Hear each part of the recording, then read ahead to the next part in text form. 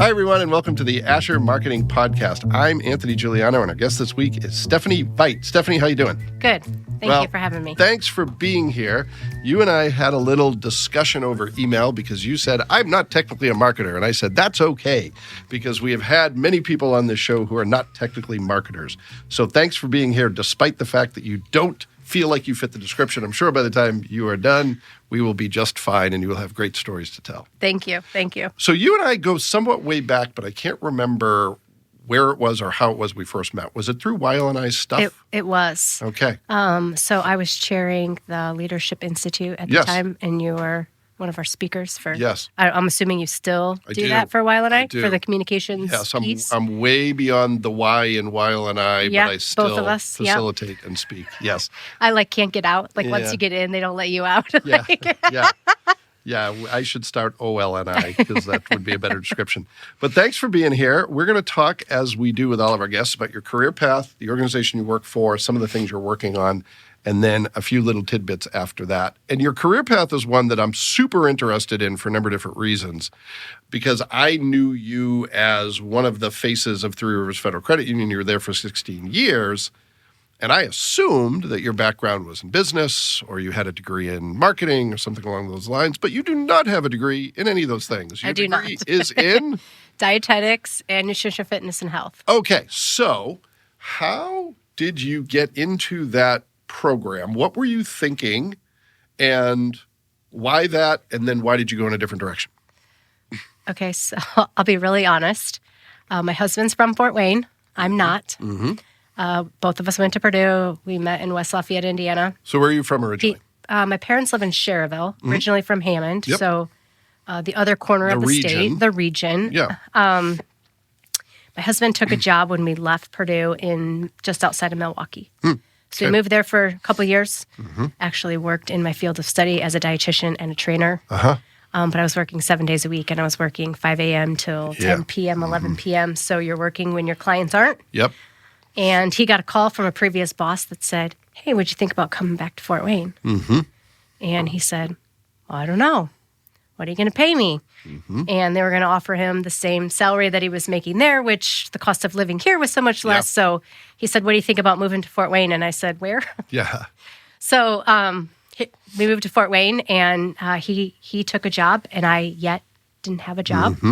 So we moved in with my in-laws for about 30 days until we could move into our house. And I said, I want banker's hours. Yeah. And so I saw an ad in the paper for Three Rivers, and I was like, I know how to balance my checkbook. I can open a checking account, right? So I applied, and they called me the next day and said, hey, we have this position open. You'll open accounts and take out loans. And I'm like, great. Yeah. Just temporary. Yeah. And 16 years later. Yeah. I was still there, and I worked in the branches in management. I switched over to the commercial side. So the last 8 years there, I spent in commercial lending. Yeah. I managed the call center. I did it all. Yeah. So I loved it. Yeah. So you loved it, but you went on and did something else. And that those two things are not mutually exclusive, but tell us why that was for you. Why did you decide to go off and do something different? So I spent 8 years on the commercial side, a lot of commercial real estate. Got to really work on some projects for economic development within the city of Fort Wayne. Got a call from Hagerman Construction. They said, we're looking for someone for business development. And I said, I know nothing about construction. Yeah. And they said, you know real estate and you know economic development. So we can teach you the construction part. Okay. And so my job at Hagerman was really interesting. Again, I got to do some real estate. And, but again, it was really about connecting pieces and learning contract methods. So again, they use lots of acronyms, but whether you're doing design build or a CMC project, it's helping the client figure out which one is the right one. Yeah.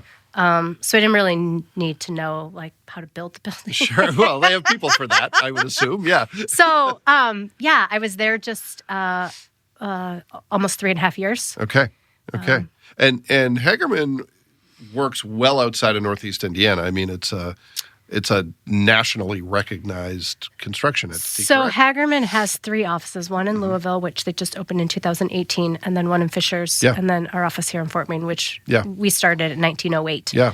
And so we have built outside of the state of Indiana. That's not our target market. Got it. So our target market is kind of where we live, work, and play. Sure. But we obviously have clients that have locations elsewhere. Okay. So that's typically what happens is we do a project in Fort Wayne, and then they say, hey, we have this office Sure. in Washington or Missouri. Yeah. Will you build this building there? And we say, sure. Yeah.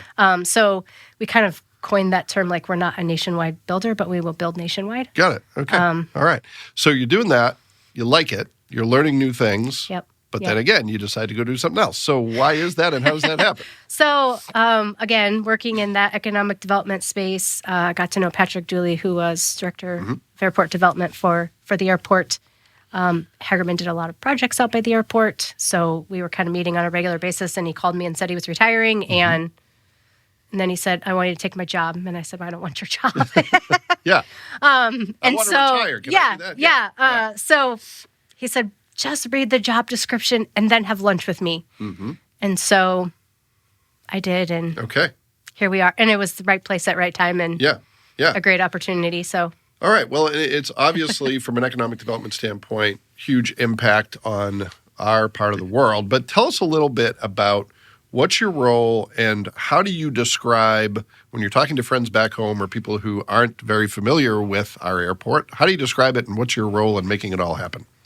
So as Director of Airport Development for the Fort Wayne-Allen County Airport Authority, my role is to sell, lease, and develop the property that the airport owns. Okay. So we have hundreds of acres for sale or for lease around in and around the airport. We have 3 buildings that actually have access to our airfield. They were the old Kitty Hawk buildings. I don't know if you've been around Fort Wayne for a long time. Kitty Hawk went out in, I think, 09 or 08. It's been a while. But those buildings were built for Kitty Hawk, which was a cargo carrier that just did domestic cargo. Yep. So there's 3 large buildings out there that we lease. We do have cargo carriers in there, so FedEx, UPS are tenants. So my role is really to help develop our property in and around the airport. Yep. And I do have a marketing specialist that works for me. So I do, as development kind of crosses that marketing line a little bit, get to do some kind of cool things in marketing for the airport as well. Okay. So tell us a little bit about the current state of the airport and your role. A lot going on right now. Tell us from your perspective, what are some of the highlights? Oh, yeah, a lot going on. So we have a $47 million expansion project on the west side of our airport. Some new gates, some new ticketing counters. As soon as the west expansion is done, we'll move over to the east side. Yep. So it'll be in excess of probably $100 million worth of projects in the next couple of years. So a lot of stuff going on there. We have some lots in the James E. Kelly Aero Center, which is right next to the entrance to our airport, that we had state certified as shovel ready about 10 years ago. Okay. We have our first 2 lots in there under contract, so we haven't closed. Sure. Buyer's still working on some due diligence. So that's kind of exciting. And then from a marketing standpoint, we just launched our first Fly the Fort campaign. So that's been exciting to kind of kick that off. So for those who might not be familiar, talk, if you will, about that campaign. What is it striving to do, and why is that important to the airport? So prior to the pandemic, so going back to 2009, FWA, the Fort Wayne Airport, had a record number of employments, hence all the growth and construction out there. But 65% of our business was the business traveler, and 35% was that leisure traveler. Fast forward through the pandemic and how we've come out of the pandemic, that has almost flip-flopped. So now we're looking at more like 60% of our travelers being that leisure travel, and then business, maybe they haven't returned to the air, or they're not traveling, or frequently they're freaked out about getting in confined spaces with COVID obviously still there, still present. And so looking at it like, is this really sustainable for us? What does this look like? And how do we get business kind of back in the air? So First Fly the Fort campaign is really geared towards our businesses in Fort Wayne. And we're asking them, when you travel or your employees travel, look at Fort Wayne first. So we know that it might be a little bit more expensive to fly out of Fort Wayne, not always. But when you look at the cost that you pay an employee to drive somewhere else, by the time you get drive time and lack of production time and cost of parking alone, it's the real cost of that is probably actually more to fly out of somewhere else than it is your backyard. For sure. And if you're leisure travel, you might have a hotel stay because you might have an early flight. I just yesterday booked a flight out of Fort Wayne to Las Vegas. And the one thing that you cannot put a price on is getting off the plane and being home in like 20 minutes. It's the best. It's the best. And I tell people, so I grew up in Massachusetts. Logan was my home airport. And many of my friends still live there. And I tell them I can literally get out of bed and I can be through security an hour after I wake up. And that's pushing it a little bit, but it's fantastic and it's great. And I think it's those who do it really appreciate it, but it's still underappreciated how nice it is to have an airport that is safe and will get you a lot of places in the world. And it's very easy to get to and through. And we know that it's not from a cost standpoint going to work.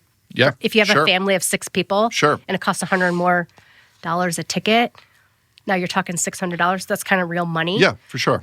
So we know that it's not, going to work every time. But like we said, especially with the business traveler, when 1 or 2 people are traveling, add up those costs and it's probably actually cheaper to fly out of Fort Wayne. And check it before you assume it's going to be less expensive somewhere else. And so that's, first look at us, really. Yeah, for sure. Airports measure what we call leakage. I don't know, maybe this is good for me to talk about it now or later. I don't know. You just made it super compelling by saying that. So please continue. You whispered and everyone's on tenterhooks now. Okay. So airports use what we call leakage. And so that is really like who lives in your catchment area or your zip codes or your region. It's out-migration of passengers, right? We lose 266 people a day to other airports. That's 4.5 planes a day. Wow. So if we had 4.5 additional planes a day, we could have more flights to destinations. We could have bigger planes.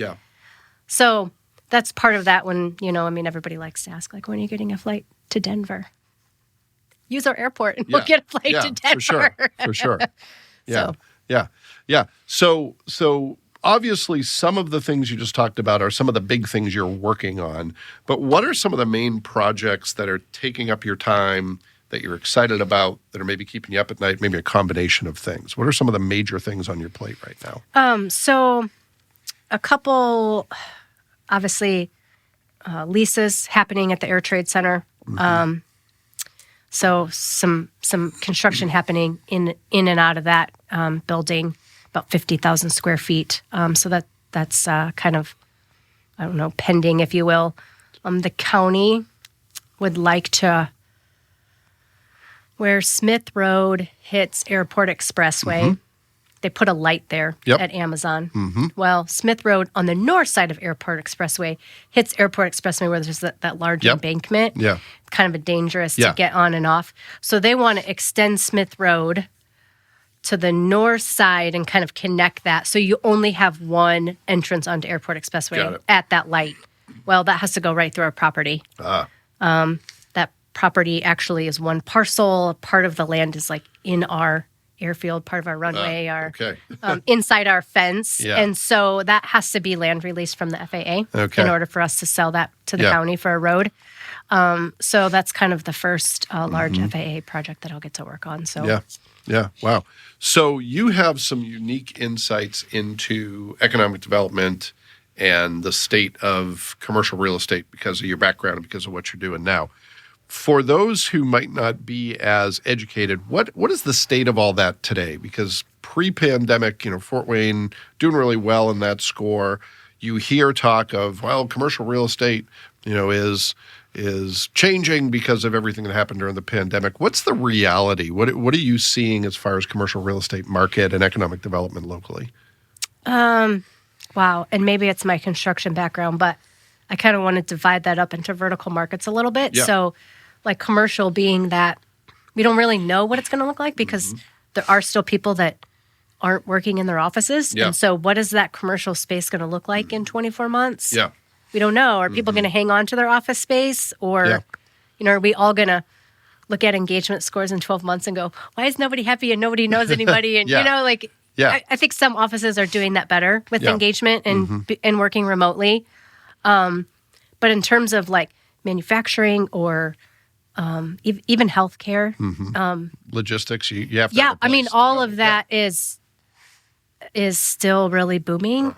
I mean, we get the local economic development officials for each county. So the LEDOs get, emails from IEDC with companies that are looking at moving to Indiana. And I will tell you, a lot of those are really large parcels. We need 100 acres. We need, really large manufacturing logistics. So I still see that as really booming. Even with education, the amount of ESSER funding and government funding that the schools are getting for, a lot of HVAC work and like air quality stuff to keep our kids in school and keep them healthy, like that's still really booming. So, I mean, really, I think commercial office space is probably the one that's probably the most iffy. And I mean, I don't know as people are like running out and building big office buildings right now, but it seems like every other vertical market is kind of filling that space, if you will, from a development standpoint. Well, and Fort Wayne, you and I think being from different parts of the world, we've seen Fort Wayne really change. And, what's happening in the residential market is a reflection of what's happening commercially and otherwise. I mean, I'll be honest. So we moved here in 2002, and I got involved with Weil and I right as they were having the discussion about the ball field. And so we said, we're going to do this informational meeting. We're going to like just open it up to like everybody. We had like 250 people show up, and everybody's like, whoa. And I kind of like always chuckled, we took the train into Sox games and Cubs games all the time, and all the ball fields are like downtown and and so that's kind of what I was used to. And like all these people were so against it, and it was really weird. I felt like you were either for it or against it, and nobody was in the middle. Nobody was like, we don't really care if they move it downtown.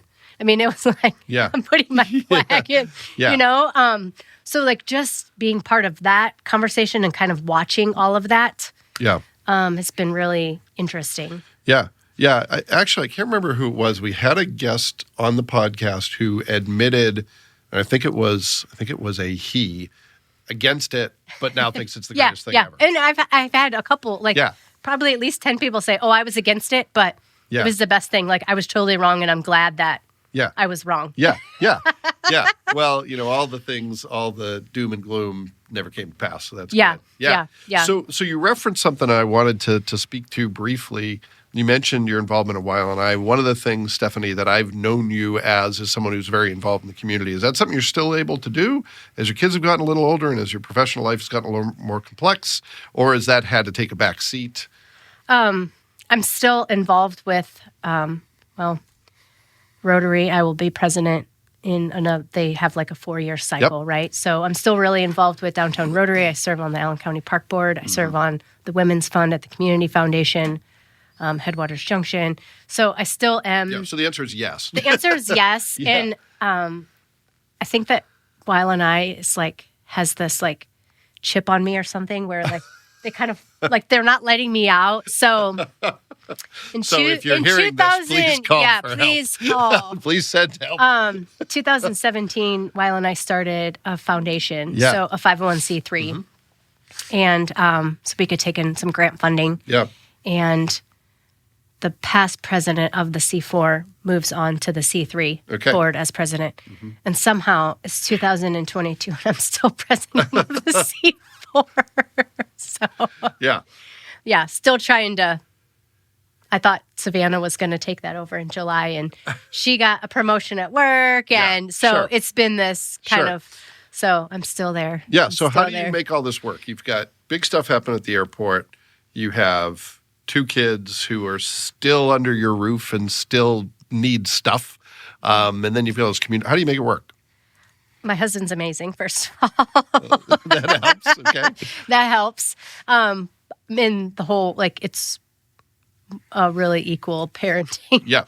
My kids also have been involved and gone to events and have been super supportive of my involvement, whether it's in Rotary. They went to Washington Elementary with me and helped me paint lockers. And I mean, so a lot of it I do have to do outside of work hours, obviously. But just really having my family be supportive and a part of that as well is probably the only reason why. Well, that's great. And it's a passion. I mean, I love economic development because I love Fort Wayne, because I want my kids to move back here. So this is now home for you, even though it's not where you're from. Is that true? Yes. Yes. Okay. Yeah. Well, that's. I mean, it'll be 20 years that we've been back here. Yeah, that's similar to my story. I literally, when I moved here, I was like, "Where's Indiana?" And I literally had to get out a map, and I thought it was one of the square states out by Kansas. And now I've been here for longer than the state I grew up in, and it's got its hooks in me in a strange way. Yeah. So I took us down a path there, but any other big things you're working on? Sounds like you've got plenty, but anything you missed, anything that's really important to you? No, lots of property stuff, 163 marketing stuff. Like I said, first fly of the fort. Obviously, when we get a bunch of snow, it's a huge event for the airport. So. Now, this will come out, for those of you who are listening, this will come out probably in March, but we're recording this the day before. We're going to have another snowmageddon, right? And schools are closing for at least one day, if not two, perhaps three.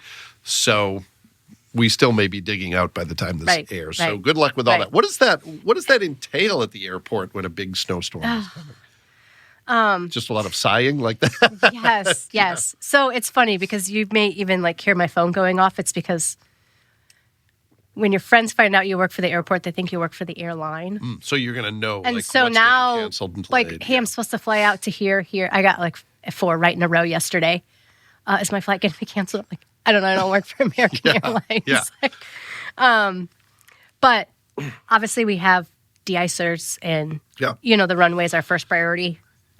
So I don't know, they have it timed, right? It takes 7 minutes to make a 50-foot wide path on the runway. Okay. And so 7 minutes they can come back and, so they make a pass and then they actually test the pavement for traction. And so, depending on what that looks like, whether they de-ice or salt or plow or, it's they do 4 plow trucks right in a row. Katie posted it on our website with some video last time it snowed when we got 3 inches.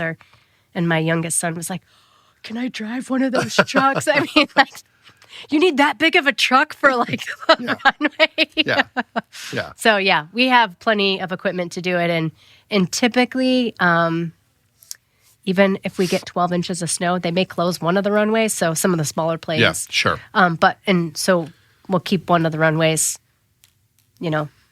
pristine. Okay. We either have one really good one or 2 really crappy ones. So we'll see how it goes over the next couple of days. And then we can always cut this part. Cut it out. If we don't get snow, cut it out. That's right. Okay. So let's pivot to the speed round of the show where we talk about 3 things, somewhat related to what we've already talked about, but in a more concise manner. So career path. You've had the opportunity to work for 3 companies that it sounds like you had a really great experience with. What have you learned in all that in terms of advice you could pass on? How do you build a successful career? How do you build a fulfilling career? What do you want people to know about that? Wow. My career path has been in very different industries, but it's all been because I have a passion for something. So I had a friend ask me one time, she said, all I've done is work in government. And I don't know what else I could do. I'm like, you could do anything. Literally. With your skill set. And so, I don't know, each time I kind of switched careers, I did okay, who is someone that would give me really good advice and be really, really honest with me about industry? And so when I got the call from Hagerman, I reached out to a couple people that I knew, not necessarily from general construction, but in the trades and said, okay, this is what I'm looking at and be super honest with me. And just based on my skill sets. Would this be a good fit for me, And I think having those people that will have the honest conversations with you and you being honest with yourself, why am I taking this? And my thing was, I think I can make a difference. Whether it's a difference, at the company, in the community, whatever that looks like. And you kind of touched on it with my community involvement. Mm-hmm. Everywhere I've been, even before you say, yes, I'm taking the job, these are the 4 things that I'm really passionate about, I'm involved in, and I want to stay involved in. And is that going to work? Yeah. And if it's not, what can you back out, and what are you willing to give and take? Sure. Sure. And, I think that in Fort Wayne, we have a very giving community. Mm-hmm. I mean, not just of resources, but of the amount of people that serve on boards and committees for nonprofits. So I'd be really surprised if someone said, no, you can't be involved in the community. I mean, just looking at... Well, I think it's an accountability issue, because when you're in a city of, 2 million people or 4 million people, you kind of assume other people have it handled. And here it's like, oh, I guess if I don't do it, who's going to do it? Who's going to do it? Yeah. When people say, well, how do you get involved? I'm like, it's so easy. Like, anybody will take your help. Well, and you're living proof of the fact that once you raise your hand for one opportunity, others will follow. Right. And I think, just carving that niche out and saying, like, what am I really passionate about? Like, not as necessarily in an industry, but in those skill sets, like where, what does that look like? I never thought I'd be working for an airport. Yeah. Well, no, good advice. So know yourself really well. Be honest with yourself about what you want.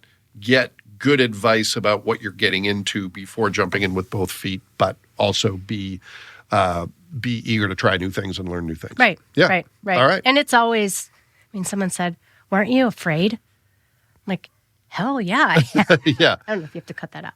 Sorry. No, we swear a lot on this. This is some of the we should actually turn up the swearing. We haven't done enough on this episode. Of course I'm afraid. Like, I don't know anything about construction or airports, and I could totally flop on my face. But for sure. Just being afraid of something is not a reason to say no. Yeah. The opportunity for more growth way outweighs. Yeah, sometimes it's a great reason to say yes. There's a quote. I'm not someone you would probably ever think would quote Beyonce, but I'm going to do it right here in this podcast. I once heard her say that the only time I get nervous is when I'm not nervous, because that means she doesn't care, right? So I think there's something to that, that, if for you young folks out there, if you're afraid to do something because you feel like it's going to push you, that's probably a good thing, and you should say yes. Yeah. Yep. The mayor quoted the Lorax yesterday. Really? Yeah. Okay. So he said the one about if nobody, we have to care an awful lot. Yeah. So he was speaking at Rotary, giving like a state of the city yesterday, and okay. All right. Quoted the Lorax. All right. Well. So you can quote Beyonce. It's okay. It's good. All right. It's probably the last time I will, but there we go. Okay. So really a lot of good advice packed into that. Second question, what's something you want people to know about your organization? And that could be dispelling a myth. It could be something that you think people know, but you want to reinforce. Anything at all. What do you want people to know about the airport? Oh, boy. Well, I kind of touched on that, right? Like, I work for the airport authority and not the airlines. Yeah. So, yeah. It's really interesting just kind of learning the inside in and outs. So, like, the TSA doesn't work for the airport, and we don't work for the TSA. Like, they actually report to Homeland Security. Yep. But everyone in the flight tower who relies on the airports and the airlines work for the FAA. So, So take your complaints elsewhere. we all work for like different government agencies, but we all have to work together. Like, it's this really weird. So how does that collaboration puzzle happen? Like, how do you get everyone to work together? I mean, it's not that it's your job to do it, but how do the entities work together? We have, because of construction right now, like they have like ongoing weekly meetings because of construction, just kind of keeping everyone. Yeah. Our parking lot is constantly changing. Our pick up, our drop off is constantly changing. So, there's always going to be that. Have patience with us because we can see the end. Yeah. We're all on the same team. So, I mean, there's not ever adversarial, but it's just weird. Like, I guess I don't really know what I thought before I worked there, but I kind of all assumed that like there was a hierarchy and then we like all reported to the same place, but that's not how it works. Yeah. So it's just, everybody works in their own space with and for each other. Yeah. So obviously getting the passengers. I think, and maybe this might be, I'm a homer, but I think our TSA is like the friendliest TSA on the planet. Yeah. I walk in and out of there every day, and they're always like helping people and saying please and thank you. Yeah. They have staffing shortages. We have staffing The airline has staff. Everybody is short-staffed right now. Yeah. So, even like, typically in airlines, bringing someone with a wheelchair like through security, and sometimes we're having to do that because the airline has nobody to do it. Yeah. And TSA's helping. It's all like we're all focusing on the passenger first, and so that's probably why it works. Yeah. Well, and I can say very genuinely, I've never had a bad experience at Fort Wayne's airport that was, anything other than weather. There was never a people problem at the airport. Right. So I think that speaks to that collaboration. Even if there's no hierarchy, it seems to work pretty well. Right. Yeah. Yeah. All right. Last one. So this is the one that may be the most difficult.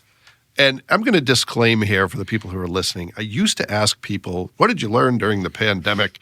And people just got tired of that. So we're going to change it. And if it doesn't work, I'll ask a third question. In fact, if you have an idea for a third question, please let me know. But the question I'm going to ask Stephanie is as follows.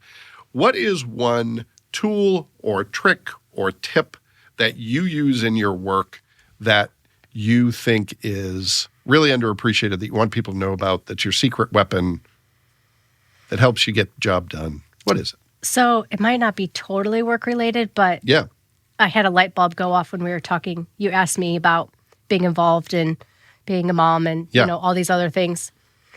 Maybe this is like old school. Maybe I'm indulging my age here, I guess.